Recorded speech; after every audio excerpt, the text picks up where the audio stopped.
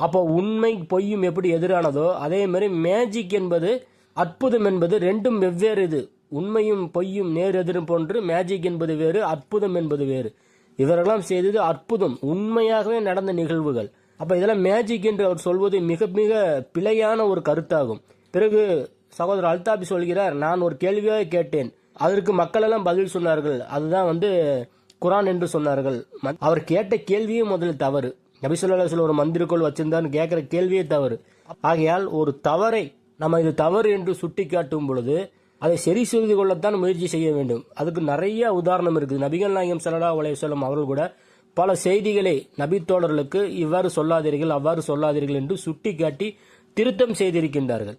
ஆகையால் தான் சொன்ன அந்த தவறான விஷயத்திற்கு ஆதாரத்தை தேடிக்கொள்ளாமல், ஏனென்றால் நிறைய குழந்தைகள் நிறைய வளரக்கூடிய அந்த வாலிபர்கள் அந்த யூடியூப் சேனலை பார்க்கக்கூடியவர்களாக இருக்கின்றார்கள். அப்போ அவருடைய மனதில் என்ன ஆழமாக பதிந்துவிடும் என்றால், அப்போ திருக்குரான் ஒரு மந்திர புத்தகம், இதற்கு முன்னாடி வந்த அனைத்து நபிமார்களும் மேஜிக் தான் செஞ்சாங்க அப்படிங்கிற மாதிரி அவங்க ஆழமாக மனசில் பதிஞ்சிடும். அப்போ தாவா செய்யக்கூடிய சகோதரர்கள் யாராக இருந்தாலும் சரி, குறிப்பாக ஒரு ஜமாத்திற்கு ஒரு தலைவராக இருக்கக்கூடியவர்கள் மிக கவனமாக இருக்க வேண்டும். மனிதன் என்ற அடிப்படையில் பிழை ஏற்படுவது இயல்புதான். இருந்தாலும் சில சகோதரர்களை சுட்டி காட்டும் பொழுது திருத்தம் செய்வதற்கு நீங்கள் முயற்சி செய்ய வேண்டுமே தவிர அந்த தவறை மீண்டும் நியாயப்படுத்துவதற்கு பல ஆதாரத்தை முன்வைக்கிறீர்கள்.